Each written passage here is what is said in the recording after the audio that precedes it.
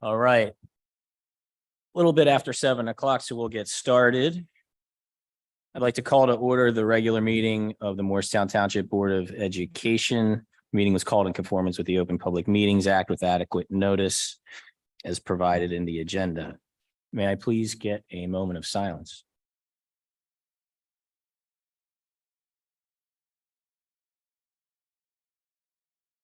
Please rise for the pledge. I pledge allegiance to the flag of the United States of America and to the republic for which it stands, one nation, under God, indivisible, with liberty and justice for all.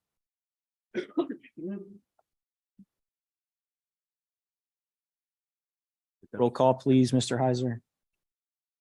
Mrs. Arcaro Burns, Present. Mrs. Fallis Macaluso, Here. Dr. Maya, Here. Mrs. Miller, Here. Mrs. Morano, Here. Ms. Romano, Mr. Weeks, present, Mrs. McCopolis, Here. Mr. Villanueva. Here. Thank you. And may I please get a motion for the approval of the minutes for the August 22nd, 2023 executive session and the August 22nd, 2023 regular meeting.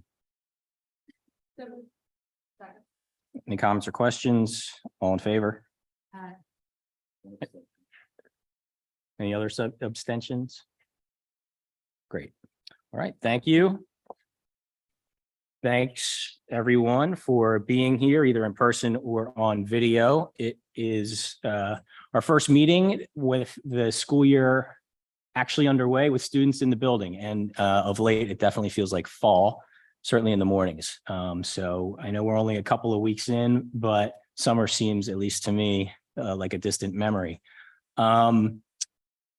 Just wanted to talk about two issues that I've been asked about recently. The first is our efforts to hire a permanent superintendent.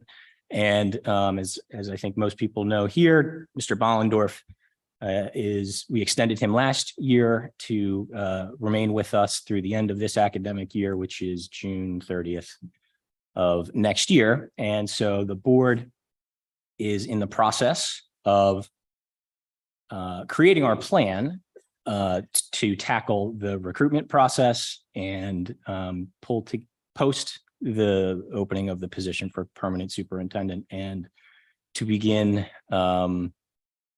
in earnest gathering resumes and interest from potential candidates. Now, I don't have a specific timeline on when we will make that posting available, but we did just discuss it in executive, and we are concretely putting a plan together so that we can have a permanent superintendent in place at the time that Joe will sadly be departing. So I wanted to provide a brief update on that point. The second point that I have been getting some questions about recently relate to the population growth in town, and specifically the new housing developments that are either underway or will soon be underway, and the impact that I would say but the impact that those developments will have on our schools. And we've talked about this in the past, and some of you may know we have a committee of the board that is specifically looking at these issues. And so but I did want to provide sort of an update just because I have been getting some questions about it. So as we have mentioned, we're looking at, the potential, if not certain, and I'll say certain, I think it's fair to say there will certainly be population growth due to these new housing developments. And specifically, we expect that there will be an increase in students enrolled at the schools. And so we're examining where we think those students may be and which of these developments. We're trying to get projections on how many students we could reasonably expect, certainly not with pinpoint accuracy, but a reasonable estimate of how many students could be coming from these new housing developments. And James has been working at it for a long time, and has been communicating actively with the township to get their best estimate of what they think could come to fruition in terms of student population increases. And so it probably doesn't come as a surprise that I think, we would likely need to increase our space in some form or fashion here in the district to accommodate what could be a significant population growth. And so we're actively, James, again, I say we, but it's James and his team and the administration at all levels is actively looking at what might make sense in terms of expansion of our facilities. And so, I would expect that at some point in the relatively near future, I don't know exactly when, but there probably will be a capital referendum seeking approval of expanding our space in some fashion, but we're certainly not in a position to provide much detail yet on what that would look like. But it is something that I think it's important that the community is aware of. So that's one piece that we're looking at in terms of how to address growth. And, we could build, we could get approval to build, the Taj Mahal, which would be an enormous amount of space. And that's one part, but we also need revenue to support these students. And that's the other part. While certainly space would be helpful, if not a necessity, we need revenue to accompany these students that will be coming into our district. And I've spoken about this in the past, certainly internally and at a few board meetings, but I do think it's important for the community to be aware of the structure as we understand it of some of these new housing projects. And there's, as we understand it, they are subject to a pilot, and that's an acronym for payment in lieu of taxes. And essentially, it's a municipal tax abatement program that encourages developers to come to towns to develop, and whether that's commercial developments, residential developments, it's a carrot in the form of financial incentives for developers to develop. And generally, and I'm no expert on this, so please take this with the understanding that I'm not an expert. The way that these work is rather than a developer paying real estate tax to the township, it will make a payment in lieu of taxes to the township, typically at a much greatly reduced rate than what it would be if they had been paying market rate taxes. And so that's the incentive. Now, typically, and my understanding is this is currently the case here, those payments that flow to the township do not flow to the school district. And so that's problematic for the schools because typically your tax bill, what you pay in property taxes, about 65% of it comes to the schools. So it's a significant portion of your property tax bill comes to us and supports everything that we do here. I won't say everything. I think our budget last year was roughly $82 million. A little over 70 million of that was generated by tax revenue. So we rely heavily on taxes to keep our schools running. So under these pilot strategies, no tax dollars come to the schools. So if we have a large influx of students with no accompanying revenue source, you can see the problem that there could be. And so what we have engaged in conversations with representatives of the town in flagging this issue and spoken, generally about some of the arrangements at some of the locations. And I can say we've come to learn that certainly at least at the mall, there's a pilot that will generate significant revenue for the township, which is wonderful for the town. But it is important that the school district, in my opinion, gets its fair share of that revenue. Because if we don't, and we have a big influx of students, it's going to exert an enormous amount of pressure on our staff, on our students, if we don't have resources to support that. I can imagine class sizes going up, rooms being very full. And as I said, even if we build a tremendous amount of space to accommodate more students, if we don't have an accompanying revenue source to pay people to staff that additional space, the value of that additional space is somewhat capped, in my opinion. So I just wanted to raise this issue and some community awareness. Again, this is an issue that I think that, I certainly want to hear what community members think about it. I think it's a brainer that we would want to direct revenue from these pilot arrangements to the schools. Again, as I said, 65% of your taxes come here. Seems to me that if a developer that is bringing in a significant number of new families is coming here, that's a portion of those funds should be following those students as well. So I say all that. If you have any thoughts, please let me know, and certainly be vocal about it. I think it's an important issue, and I think it's important that sooner rather than later, we understand what, if anything, the school district will be getting. So with that, I'll pass it off to Mr. Bollendorf. Thank you, Mark. Here we go. Good evening, everybody. Welcome back.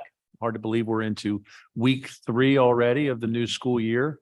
Counting down the days. September is a beautiful month.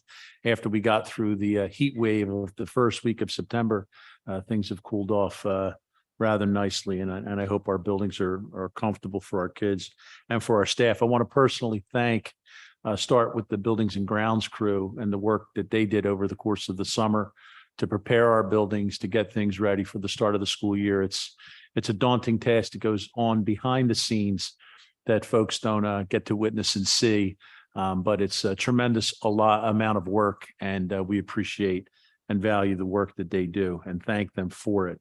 Also want to thank all of our staff members, our paras, our bus drivers, our teachers, our supervisors and principals for the work in advance of the school year. And now that we're back here up and running, the enthusiasm for which they do their work each and every day, and the difference they have to make in a life of their children in front of them each day is profound, and we appreciate the work and the effort that they do. Very excited about the implementation of the new SLEO program. I do want to thank the municipality for partnering with the district in making that possible. It's been working out great. The feedback has been very positive. Just the fact alone that we're having a presence helping to control traffic every single morning at each of our schools and in the afternoon upon departure has to be a source of great comfort for our families. It's been a noticeable difference in arrival and dismissals and the work that goes on in between. We're very, very much grateful for that partnership and our ability to enhance what it is that we do here to help ensure the safety of our children and our staff each and every day.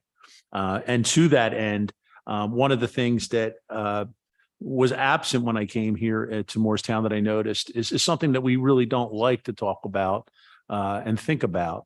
But we live in such a world that we're compelled to think about things and be prepared for all possible scenarios. And one of those things was a large-scale reunification site in the event that we ever had to relocate staff and students, particularly from the high school, in the event of a significant emergency. And I'm happy to say that we are on the verge of entering a shared partnership with a facility not far from here that would engage us in that reunification effort. We're working with the local OEM, the Office of Emergency Management, in processing that and building out the logistics for it. So I will certainly be pushing out information to the community as that continues to develop, but we're headed in a very positive direction, and I'm happy to report out on that to all of you tonight. Moving forward, we have a presentation that I'm going to turn the microphone over to Dr. Karen Benton, who will present on state assessment data presentation. You want to do the kids first before we do that? That's a great idea. Well, welcome guys here to the board meeting. And thank you for being here and taking on the responsibility of being our student liaisons. I always think you guys are the highlight of the evening, but in recognition of the fact that you have schoolwork and things you need to do, we'd like to try to get you out of here if you want to go sooner rather than later. So we're going to push you right up to the front of the line with your reports. And I think we start off with our senior class representative.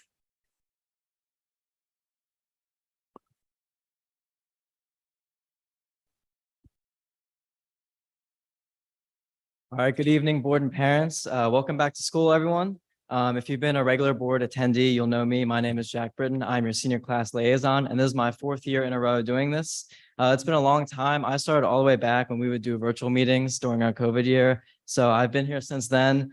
And obviously, I'm a senior now. So senior year means big things. It means applying to colleges and looking towards your life outside of high school, especially writing those college essays. Now, I had a job over the summer, and that's why I claim I couldn't get them done, even though I probably only worked 3 days a week.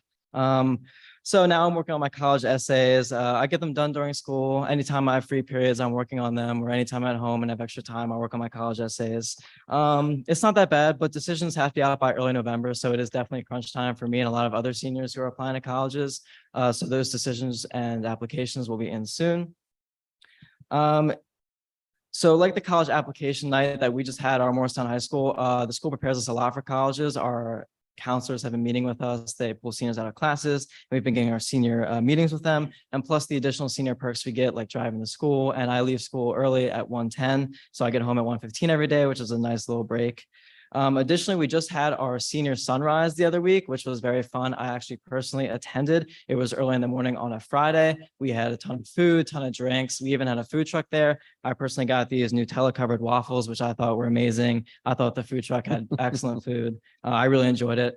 There's additionally other school spirit activities coming up. Homecoming is coming around October 14th, and Spirit Week and Pep Rally are going to be the weeks surrounding it, which give the student body really a chance to exhibit school spirit. And also, as a member of AP Stat, I'm taking that this year, and we gave out a survey to the senior class of 2024 and asked for some Spirit Week idea themes. And we're trying to see any responses we get back, and that's really a way to include the larger student body in that. And that concludes my report. I'll hand off to our junior class liaison.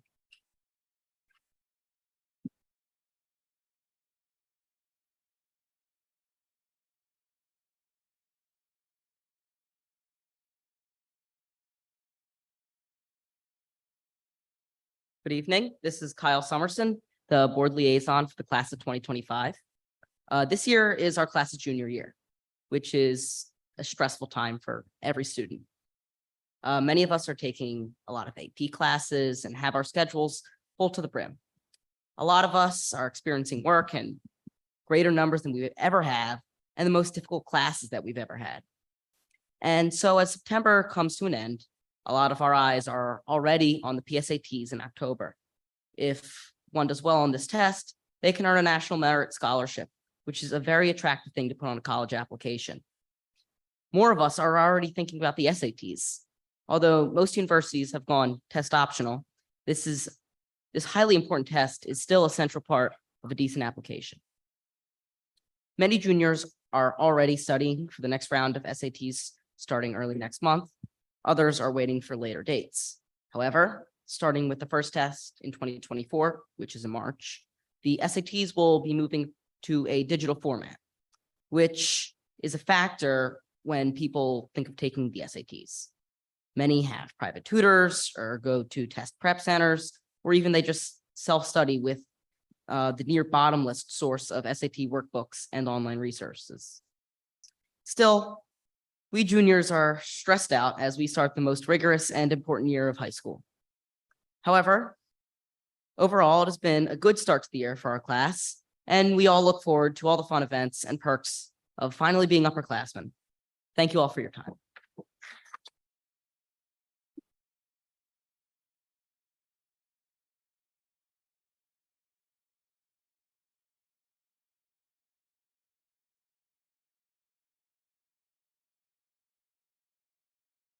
Good evening, teachers, parents, and the Board of Education. My name is Angela Bajati, and I am excited to be one of the sophomore class liaisons this year. I want to begin by extending my sincere gratitude for allowing me to address the Board of Education today. I'm here to share some news about the recent MHS Club and Activities Fair, as well as provide an update on the start of our school year. I would like to announce that our recent Club and Activities Fair was an overwhelming success.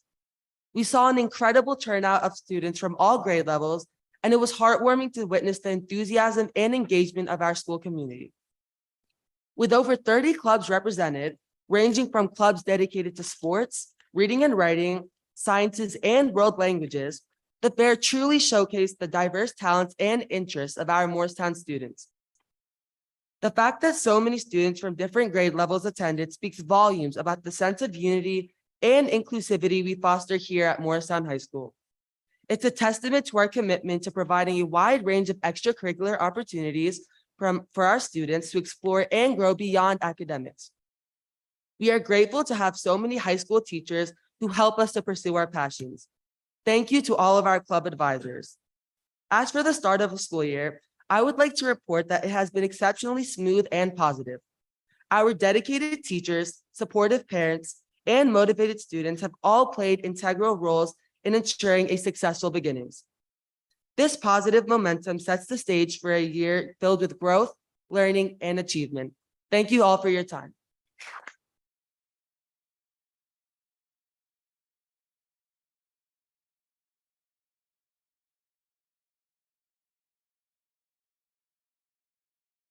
Good evening. Good evening, everyone. My name is Lily Trackus, and I'm the 9th grade student council liaison. Thank you for having me at your meeting. The freshman class has been presented with many choices during our introduction to the high school. We've chosen which clubs to do, which classes we want to take, and even where to sit at lunch. We've been tasked with choosing who we want to be as 9th graders. This process can be daunting. However, having the freedom to make more choices is what high school is all about. Finding out who you are and what you want to do is a big part of the process. Additionally, we've had lots of amazing teachers, supervisors, and adults to help us along the way. I think the abundance of choices is one of the most striking differences between WAMS and the high school. WAMS, we were presented with a few clubs that we could join and a few different electives. Here at the high school, we've been presented with a myriad of activities. Having all of these options is important because it isn't just about having something to do after school. It's about connecting with a supportive group that shares your interests and is motivated to make positive changes. I've talked to a lot of my peers about their first few weeks at the high school, and the general consensus is that, though it has been a big adjustment, it has been very positive. People are bonding with their sports teams, finding clubs that they're passionate about, and settling into classes that they find interesting. It's been a great few weeks, and we're on track for an amazing school year. Thank you.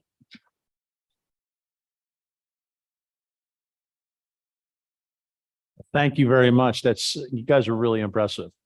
You're a real credit to our school system and to your parents. And I mean, I just couldn't even imagine. You're 14. Wow. Just to be able to present like that, all of you. Well done. So I'm going to give you an opportunity. If you want to escape, this is your chance. If you want to stay, you can. But if you want to skedaddle, you want to take a picture? Absolutely. Go ahead.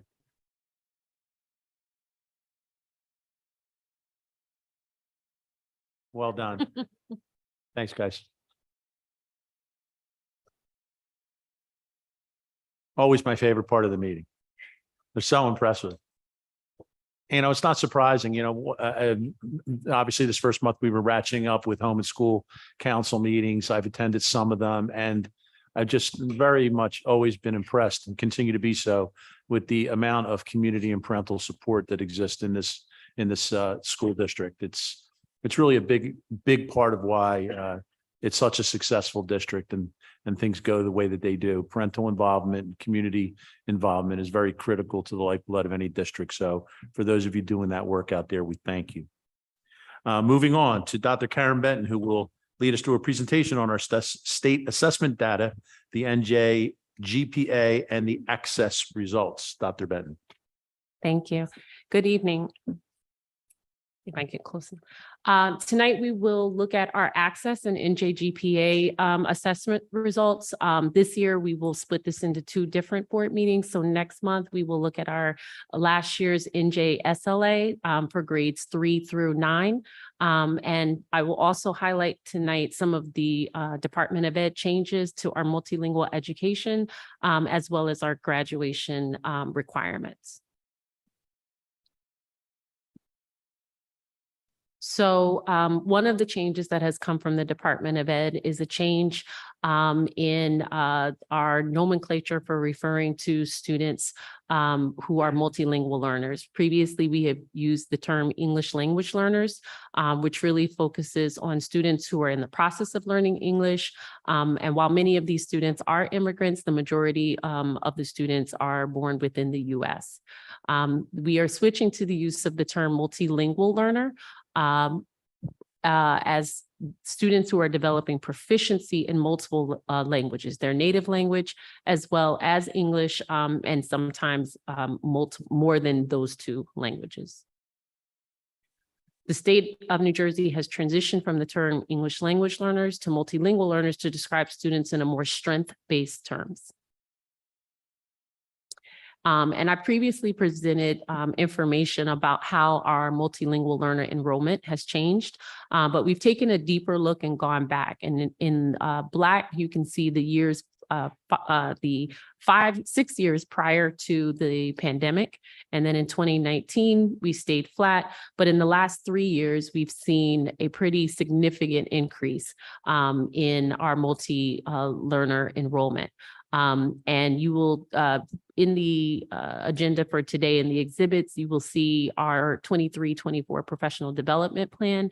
And you will see that one of our district goals is focused around how we can best support multilingual learners and making sure that our teachers are well-trained and have and equipped to support the learners in their process of acquiring language. So one of the ways that we assess these students in terms of their progress in acquiring language, but also diagnostically, so we understand where they are in their language acquisition, is the WIDA access testing, or just access. That is administered annually to students. Either we do that in the spring or as they move into the district. And that test, you can skip to the next one. That test covers several domains of language acquisition, including oral language, literacy, and comprehension. And then those are broken down between listening, speaking, reading, and writing to give an overall composite score. And when a student reaches 4.5 or higher, they are considered proficient and they are exited from the multilingual program. However, there is a requirement to continue to monitor their progress for the next 2 years to have an understanding of what additional supports they will need, even though they have exited the program. And when we look at the scores, we classify students' language acquisition as either entering, emerging, developing, expanding, bridging, and reaching. I won't read all of those things, but our teachers are working on developing an understanding of how best to support students at each of these levels. And we also take into consideration how we offer the multilingual learner support courses with our ESL teachers. So looking at our district scores, you can see a comparison from 2022 scores to 2023, and we did experience an increase of about 6% in our scores across the district. This represented in 2023, 70 students, and in 2022, 58 total students. When we look at the breakdown of those score categories, and we look at our grade bands, K to 5, 6 to 8, and 9 to 12, you can see how the 70 students this year fall into the different language acquisition categories. And so as we continue to focus on how best to support our multilingual students with an understanding that the increased enrollment that our president spoke about in his opening comments could also include additional multilingual learners. We are, over the summer, our multilingual supervisor and our multilingual teachers wrote new curriculum across each grade band. As I mentioned, our district PD plan includes a series on supporting multilingual learners for all teaching staff, and that is through a partnership with Rowan University's Department of Multilingual Education. And we are looking in terms of next steps to do more intensive SIOP training, which is an instructional model specifically for teaching multilingual learners for select cohorts of teachers. As well, we were able to increase our MLL staffing at WAMS from a half-time to a part-time position, and we continue to use the Title III funds dedicated for multilingual education for after-school tutoring. Go to the next one. Next, we'll move on to our graduation requirements. Those of you who have heard this presentation in previous years know that over the past 5 years, there has been a lot of changes and flux in what the graduation assessment requirement specifically will be for students. And we had several years where students were not tested because of the pandemic, and these assessment requirements were waived. However, for the class of 2024, our current seniors and beyond, there are now 3 pathways. Everyone must sit for the New Jersey Graduation Proficiency Assessment called the NJGPA. And if they score 725 or greater, that is considered graduation ready, and they have met their graduation requirement. Once they sit for the NJGPA, if they do not pass, then there are 2 other pathways that are available to them. They can either meet the designated cut score on a substitute competency test, such as the PSAT and the SAT, which that has been a pathway available for several years. However, over the last 2 years, students did not have to first sit for the NJGPA or previously NJSLA. They now must sit for the Pathway 1 test. The other pathway is to submit through the district a student portfolio appeal. So you can see for ELA, and I should mention that the NJGPA is given in 11th grade. However, the test is based in ELA on ELA 10, so English 10 standards. And for math, the test is based on Algebra 1 and geometry standards. But they take the test as 11th graders in the spring of their 11th grade year. And so this did come out rather small. So I will tell you that we did the 2-year comparison. 2022 scores were in blue and 2023 scores are in red. And you can see for ELA in the first bar, that is our overall score. And I'm gonna go through. And so our average score last year was a 758 in English. And this year it was an 800. So we did see a significant improvement within the district, as well as both years performing well over the 725 cut score. The next several bands are disaggregated data for Latino students, American Indian, Asian, Black, and white. And in each of those, you can see that we did have an increase in scores over last year. Our last 2 categories are our special education students and our economically disadvantaged students. And again, you can see an increase in 2023 scores over 2022 scores. And I think that this is in large part due to a strong focus within our ELA department at the high school, focusing on specifically the reading informational text and several of the writing standards that we previously saw coming out of the pandemic that students were had suffered an impact in those, not necessarily from our NJSLA data, but from our own internal benchmarking data. So there was a focus in that. And so we hope to see that trend will continue. Dylan? Looking at our math scores, we can see a slightly different trend here, where there was in most categories, either the same or a slight decrease in the scores for math. In working with teachers and talking with our math supervisor, it is important to note that this year's senior class that are in red, that saw the increase, are the students who took Algebra 1 and geometry during the pandemic. So they had their ninth grade year interrupted when many of them were taking Algebra 1, and then the sophomore year, when many of these students would have been taking geometry, they were during the hybrid learning years. So if you go to the next slide, Dylan, some of the interventions and supports that we're looking to implement this year and moving forward is that any student, and I should note in that previous slide for math, the average score did still exceed the cut score required for graduation proficiency. However, for those students that did not, we had about, less than 25 students this summer who were in, the situation where they had not passed. And so we used our Title I funding to offer a summer program for all rising seniors who had not met the graduation requirement. And this program included remediation instruction in ELA 10 or in Algebra 1 and geometry, depending on which they had not passed. And students developed a student appeal portfolio, which was the third pathway. This guarantees we would submit those portfolios usually in January. And so this, ensures that they have a pathway to graduation.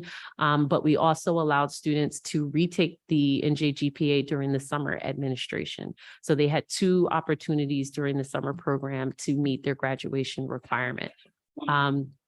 Additionally, the teachers in the 11th grade math and English courses are going to be looking to incorporate both practice and sample writing tasks in the 6 to 8 weeks prior to the spring administration, as well as looking for more guidance from the state. Last year, the English teachers were able to use the framework for text complexity, as well as sample writing tasks that were provided by the state. And we're looking for similar resources to come out of the state this year in math. Any questions from the board? Okay, thank you.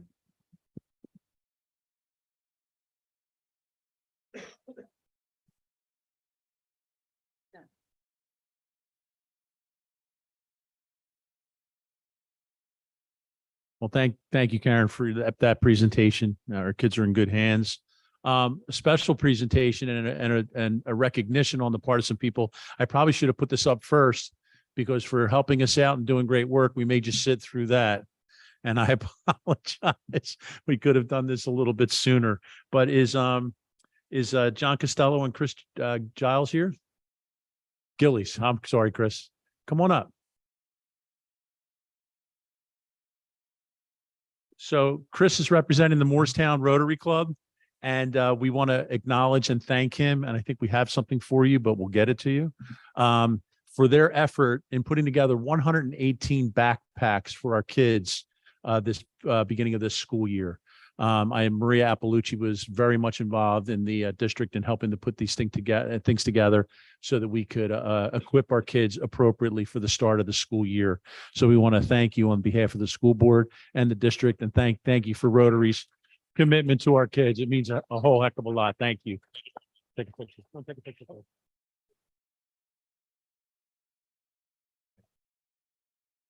Thank you. And do we also have Mike Iaquinto here? He's not here, but we also want to extend a thank you to Edward Jones and Company, who also donated quite a few backpacks to our school district this year. So thank you for all of your continued support of our kids and our district. Thank you. On with the show.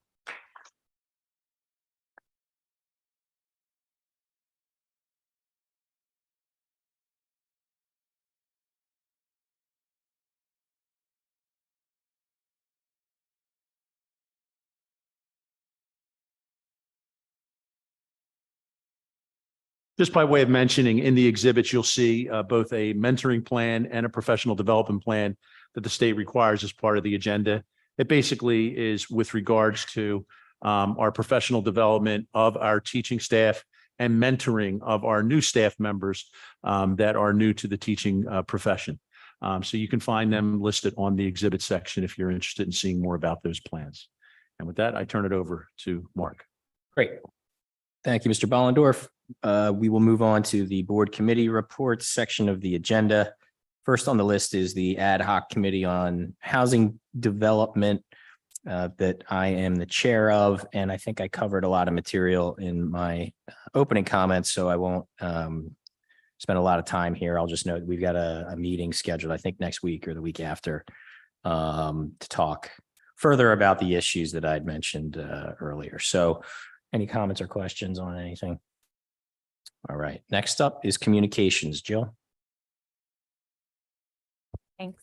So the Communications Committee met this morning for its first meeting of the 2023-24 school year. It was Brooke Myhott, Mark Villanueva, Melissa Burns, myself, and also Joe Bollendorf and Dave Tate. Given it was our kickoff meeting of the year, we really reflected on the progress that's been made over the past year under Joe's leadership to enhance communications in furtherance of our district goal to engage in more strategic communications to increase awareness about district initiatives with a focus on student achievements.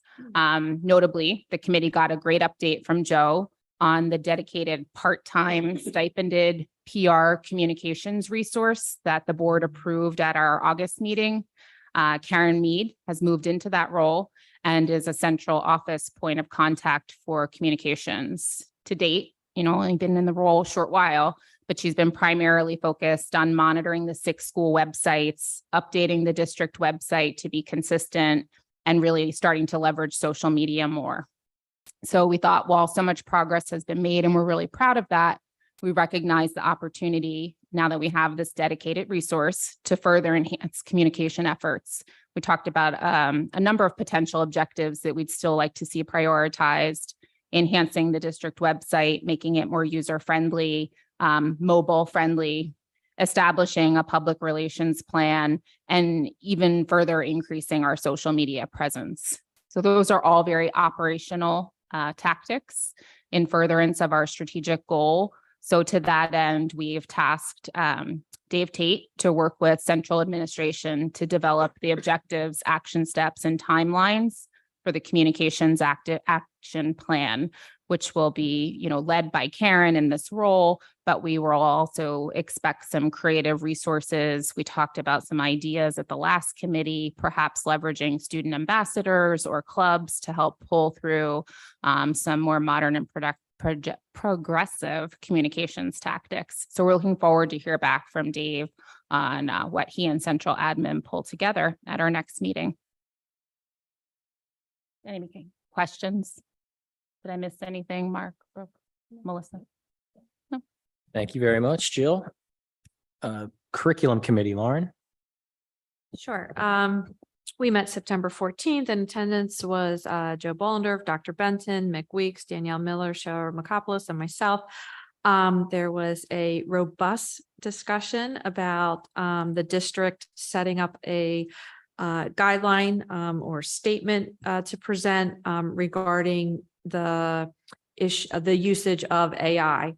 And so the board members, we gave feedback.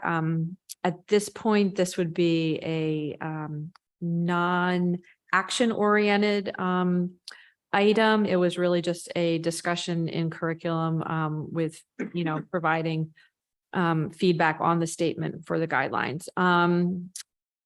This initial draft was created after a summer of discussions between teachers and admin regarding the emerging AI issue and discussion about what would be best practices within the district. Kind of piggybacking on that, we took a look at the issue with the policy of plagiarism. Right now, policy is really only addressed in the code of conduct. And so on the agenda for next month would be to look at preliminary policy on plagiarism and then recommending moving that forward to policy committee. Once we're done discussing it, with the implications with AI as well. We then discussed,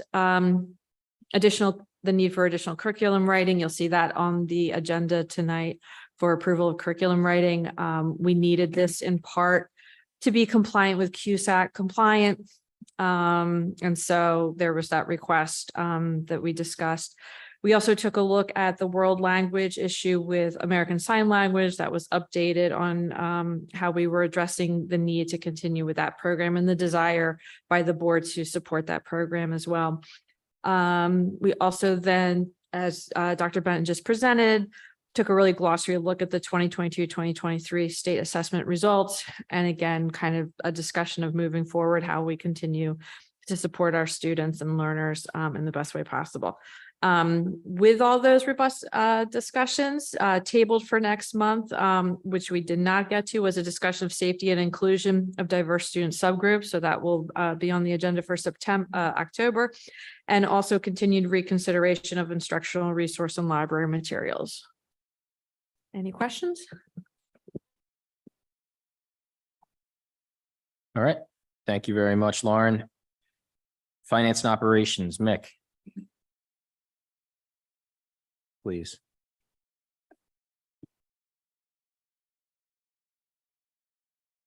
Okay, thank you, Mr. Villanueva. So Finance and Operations Committee met September 12th, last Tuesday. In attendance, in addition to myself, Cheryl Makopoulos, Danielle Miller, Claudine Morano, Joe Bollendorf, James Heiser, Jeff Harry, Carol Butler, and Karen Benton. I think I remember that correctly. At least that's what I wrote down. So we had many items and we did not get through everything, but we had a good discussion about all of it. We started off talking about overnight trip requests. Those were back in earnest, especially now that things are operating fairly normally. So the high school administration submitted several. The first being a Model Congress. There were 4 requests actually in multiple places. I think it was Yale, Harvard, Princeton, and William and Mary. Cool. I did that without even writing it down. So the thing is, that's pretty ambitious. They may only do about 3 of those. So we talked about the merits of all of those. The theater department is actually putting together a trip to go to Disneyland out in California. So that is a unique opportunity, which they are working with students now, potentially allowing families to join within certain parameters so that the students and the families, the activities for the students are separate from the families, but it would all be worked out similar to how we've had families accompany certain students on the Disney World trip in the past, or Disney World trip in the past. But they're looking at that so that they could have the minimum threshold that they would need to meet. We also talked about the Disney World Universal trip. And because of scheduling issues, they're potentially talking about staying at Disney World this year and visiting Universal. But one of the big issues was talking about how to mitigate the issues with flights from previous years. We spoke with our provider, the travel agency. They provided some assurances, and that travel agency has a very good track record. We heard about issues with other travel agents with other schools, and those issues were not handled as well. So we are staying with the one we have, even though there might be a slight price increase. It was felt that that was worth it. The administration recommended staying with them. So the committee was in favor of all of those things. The next section, RFPs. We talked about the lease purchase RFP. There were some good rates out there, reviewed the qualified bids, and administration selected the lowest rate, which we would always expect, or the best rate, excuse me, not lowest on interest, or at least purchase. Yeah. Anyway, we also talked about the cybersecurity. I forgot to notice, did that get, is that on for September? It's okay. So the tally sheets will be shared with the committee and then the board, and cybersecurity audit, looking at the practices here, what risks we may have. That'll all take place, the approval of which will take place next month. There was an RFP out for instructional and related services. again, administration reviewed with the committee the submissions. And those are now on the agenda tonight for approval. Also, we had ones out for RFPs out for professional services, including bond counsel, architect, auditor, solicitor. The administration said they would share their options and the feedback with the committee and let us know which ones they wanted to review further. And then we also talked about the health broker, and the administration also provided recommendation, and will let us know about their recommendations, and will let us know about others, and that'll all be shared with them. We, as we talked about in executive, there was the, actually, this one was not, this was the EDC, Student Enrichment Program. Administration explained to us basically all that's going on, and I believe there was an email about it too, all that's going on with the changes going on with the enrichment program and the retirement of the previous person who was running that. And we talked about the parameters with which they want to move forward and how they want to keep that program running and actually make it work better. And then also the codicil that we discussed, that is also in the agenda tonight. That was another discussion item. A lot of the meeting was taken up with a presentation from a company called Silox. Am I pronouncing that correctly? They provide security software that gives the opportunity to share and view status conditions for various locations around the district. Primarily lets us see, lets teachers alert the central administration or others in charge in each building, what's going on in each classroom. Anything from there may be a student missing, or there's a disruption going on in the classroom, to there's a serious event going on in the classroom. So we talked with them, got a very good understanding of that. The materials that the organization left are available to any other board members who want to look at that. And I'm sure Mr. Heiser would be happy to meet with you and let you know what that's about. So the administration's considering that. The email was also sent to the board about the ROD grant approval and how that's going to affect the capital improvements going on in the district. So we were very happy to get that funding. I believe it was a 40-60 split with the state. Was that? Correct. Okay. We talked about the 2022-23 audit, which will be starting early next month. There's a new statute, I guess, is that what you call it? Rule? GASB pronouncement. Makes it sound much more official. But basically, it requires us to do accounting differently for subscriptions for curriculum materials. So that's going to require a lot of additional work. Administration told us that they would be looking to hire outside help to do that so that they could keep on track with all of the other things that they're doing. And the committee felt that that was reasonable. Chapter 44, there was a state report put out about the savings that Chapter 44 has afforded. We talked about the actual situation for our district where it didn't necessarily reflect savings, but we had a discussion about that. That also talked about where we are with enrollment currently. The remaining items about facility rentals, referendum, and then talking about a new law, Bill S 1221/81349.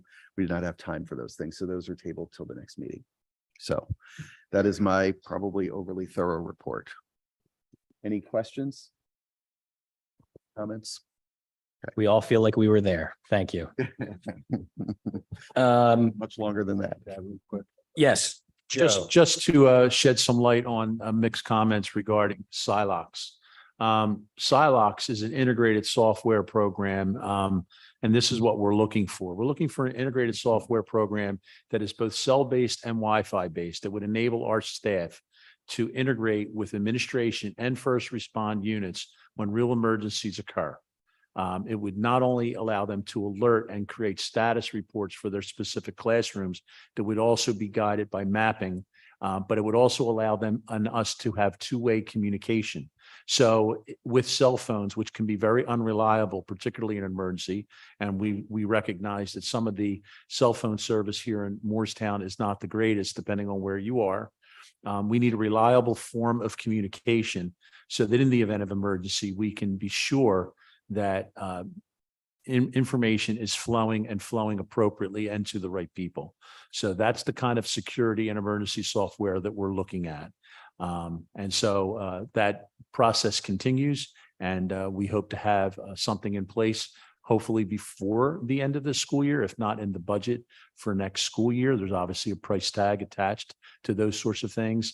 But it's very, very important to have that level of ability in a school district, and that's what we're working towards. Thank you. Thank you. Any further?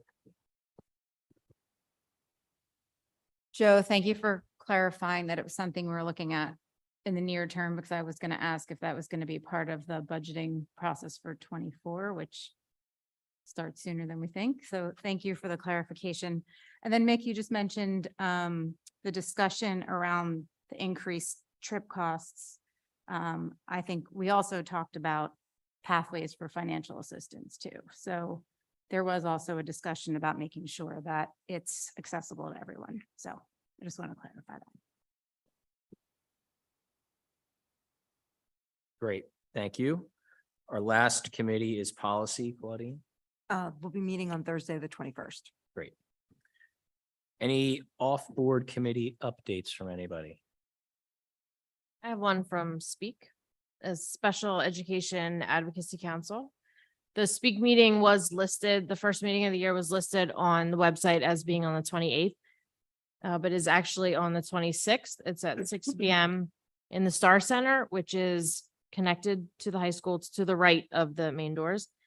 Speak is a parent-run advisory group for parents and caregivers of students with any and all special needs who are either in need of or are receiving special education in our district. At the meetings, you have the opportunity to hear from Dr. Tate, who is our director of special education. And it's a great opportunity to find resources and connect with others who may have common experiences with you. If anyone has any questions, please reach out to Angie Silveri. She is the president this year at info@morristownspeak.org. Thanks. Thank you, Melissa. Anyone else? Okay.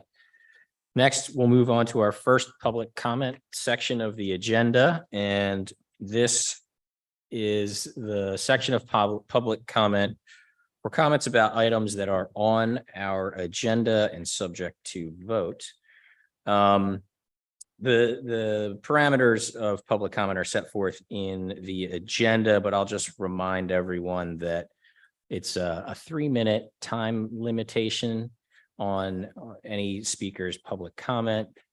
Please state your name and address to the extent you're comfortable saying the address before making your comments. And it is a comment section. It's not a question and answer section. We certainly receive and appreciate and understand your any comments or questions, but it isn't a Q&A. And I believe me, I get it, that it can create a somewhat awkward environment, particularly in a somewhat small setting, but those are the rules of the road, and we are going to follow them. So with that, may I please get a motion to open public comment? All in favor? Thank you. If anybody would like to make a public comment on agenda items, please approach the microphone. Has to be agenda items. There's towards the end of the meeting, there's another public comment section that is on anything school related. At the end, it would be the time. I'll give you the thumbs up a little bit later. Okay. Anyone else? All right. May I get a motion to close public comment? All in favor? All right. Thank you. Okay. Up to the business of the board. We're up to Article 8, reports to the board. May I please get a motion for approval of items 1 through 3 in the agenda?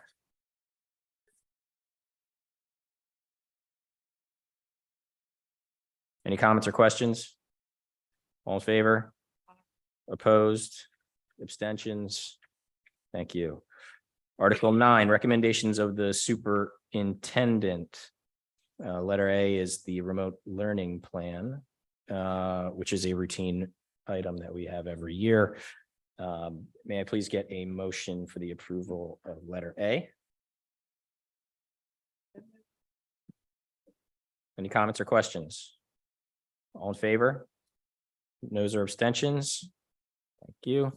Okay, we are going to skip to, there is an addendum added to this section of the agenda. And this will be Article 9, and I guess it'll be a new letter B. Is that it? Okay.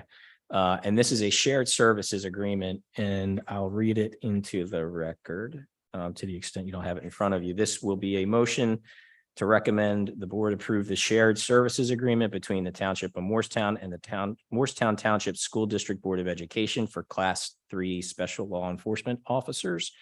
And so this memorializes the arrangement that Mr. Bollendorf was able to negotiate with the township for the new SLEO officers that are now with our district. May I get a motion for So approval? moved. Any comments or questions? All in favor? No. Any noes or abstentions? Thank you. Okay, moving back into the agenda. Suppose, James, this will now be letter C, educational program. May I please get a motion for the approval of items 1 through 10 under letter C? Any comments or questions? All in favor? Any noes or abstentions? Thank you. Letter D, finance and business. May I please get a motion for the approval of items 1 through 8 under the finance and business section of the agenda? Any comments or questions? No. Finance and business is now D. Because B moved up. No, I moved a little fast there, so I apologize. It is amended letter D, and it will be, it's finance and business is the header. And it's items 1 through 8 of the finance and business section. So it's clear. I think we've got a motion and second already. All right. Any other comments or questions? Abstention. Give me a minute. Um, All in favor? Sorry, I thought- Aye. Any noes or abstentions? Abstain from number 1. I'm also abstaining from C1 as in funds. Understood. Okay. Letter. Let's just stick to the headers. Employee relations. May I please get a motion for approval of items 1 through 16 under employee relations? Any comments or questions? Roll call vote, please.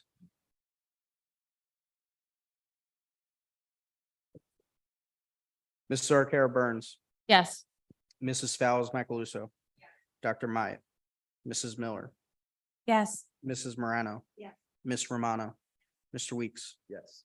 Mrs. McCopolis, Yes. Mr. Villanueva. Yes. Thank you. We are up to Article 10, suspensions. May I please get a motion for approval of letters A and B under Article 10, please?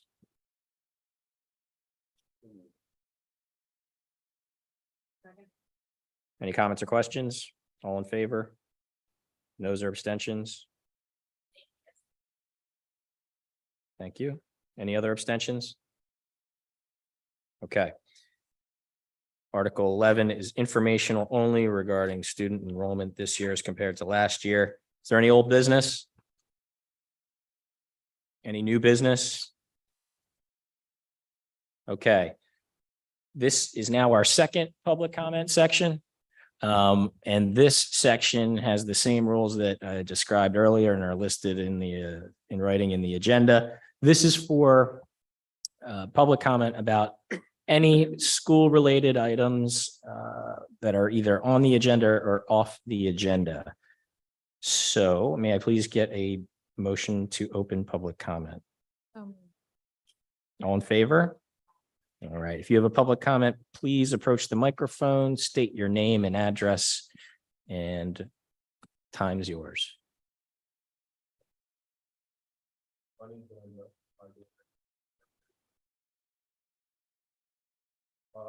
not the I am a parent, excuse me, the Morristown board, I guess the school district ever since kindergarten. I do have a question. It was something that I've been like really fascinated about, and being this some industry on it, was dominated by men. I was really excited. I wasn't sure if it's a top guy yet, but the girls who code club, I wasn't something that those of you guys wanted to kind of start, you know, I don't know, maybe you have to program in middle school for girls or whatnot. As someone who this is very heavily dominated by men, and I would love that more times we kind of started a help that we girls are only one. I'm not trying to like accept and totally here about this or not, but I just love. I would love the idea in the discussion. I got a feeling that, but I'm just going to tell one of the girls go to the website. I think it's awesome. I already checked my board. I was picking up that, and I would love it if it was.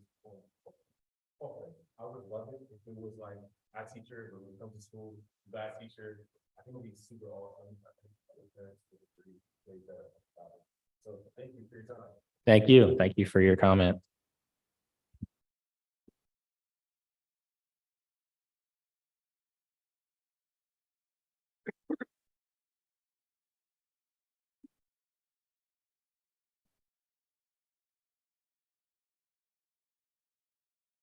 Do you think we'll be ready to, oh, okay, yeah, all right, just getting the microphone replacement.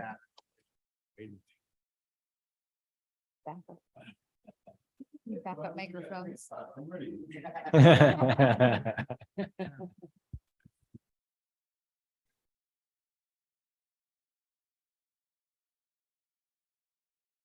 Good evening, everyone. I'm Nicole Dancy, president of Home and School. Home and School is off to a great start. So far, we've had kindergarten meet and greet for all 3 lower elementary schools, 4th grade ice cream social, senior sunrise breakfast, staff appreciation luncheons for all elementary schools, UES and WAMS, Harlem Wizards assemblies at all lower schools to get the kids excited about the event. The upcoming events, book fairs at all lower schools the week of October 2nd, UES October 16th. Harlem Wizards on Friday, October 15th in the MAC. The doors open at 6. Event starts at 7. Event is already sold out. Morristown Autumn Day on Saturday, October 14th. We'll be selling calendars and encouraging the community to join Home and School. We will also have samples of apparel and merchandise that will be for sale in Home and School's online store, which will be coming soon. Many of these events have been completely funded by Home and School through our membership and fundraising efforts. I would like to encourage the BOE and everyone in attendance this evening to join Home and School. Thank you for your continued support.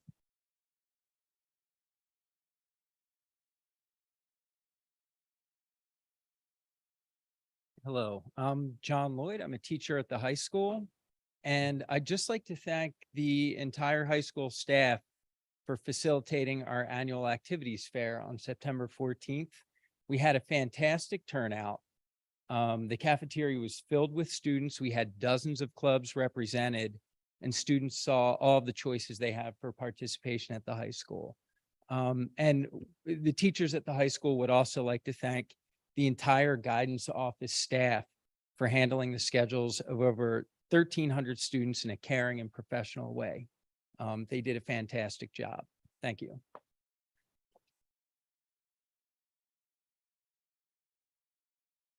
Hi. Oops. Hello.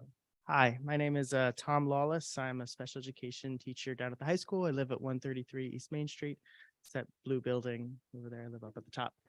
We would like to thank our custodians, our maintenance members throughout the district for having our building shiny and clean and keeping everything in its place. We appreciate their hard work and their efforts for keeping our building running smoothly. Our secretaries for helping us keep our buildings open, all of our supplies and all the necessary information for our staff, students, and families. We know that there are endless phone calls and explanations of multiple times where we want to know that we value all of you. What you do for our schools, and as well as our paraprofessionals for jumping right in with our students and working with everyone to get the year off right. We couldn't have done it without you. So thank you. Good evening.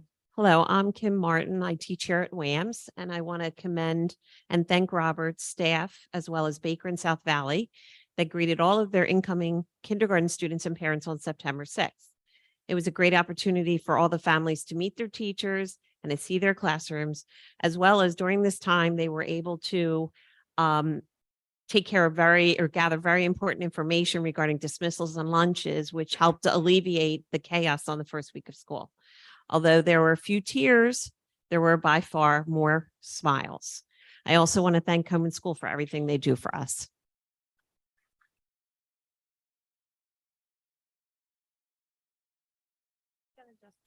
I'm a little one here. No laughing. Hi, I'm Melissa Locke. I'm also a teacher here at WAMS. I'm a science teacher on the 8th grade side. We wanted to thank WAMS staff for creating the new schedule that we did for the first day of school that allowed us the opportunity to introduce our students to middle school, especially the new ones, both 7th and 8th, and to complete a team building activity that also helped them to walk through their new schedule. So we thank everybody for their patience and kindness. And again, we also thank Home and School for everything they've done. Thank you.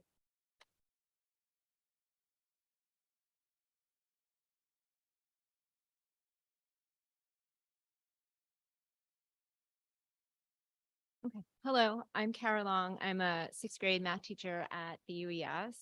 And I would like to commend my colleagues at the UES for hosting back to school night for parents and guardians of 4th and 5th graders on September 12th.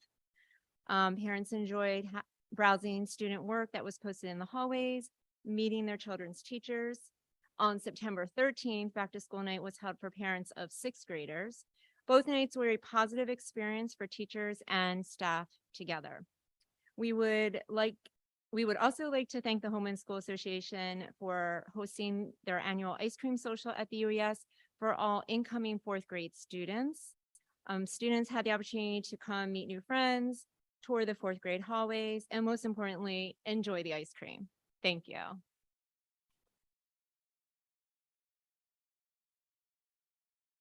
Here.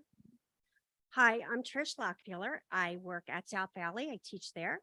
I would like to commend all of South Valley for a smooth transition for all students and staff to back to school, and especially a huge thank you to the South Valley kindergarten team who worked closely with Home and School to make sure our newest South Valley students had a smooth start to our new school year.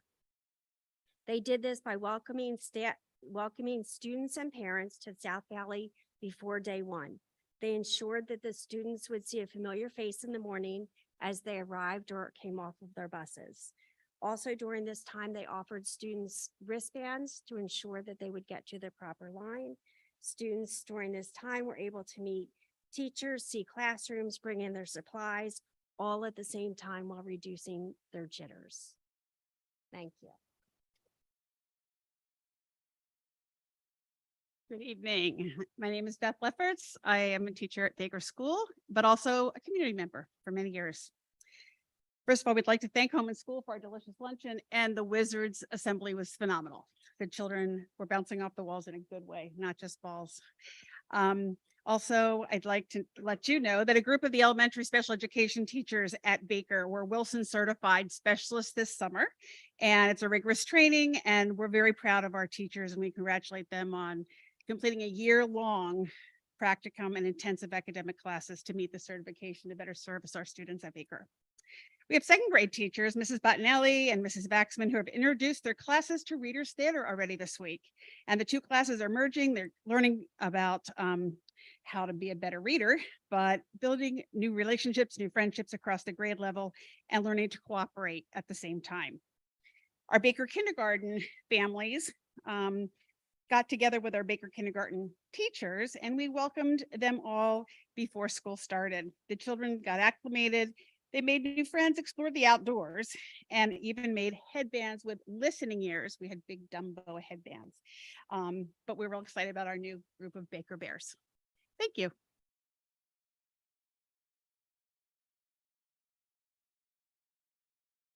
Anyone else for public comment?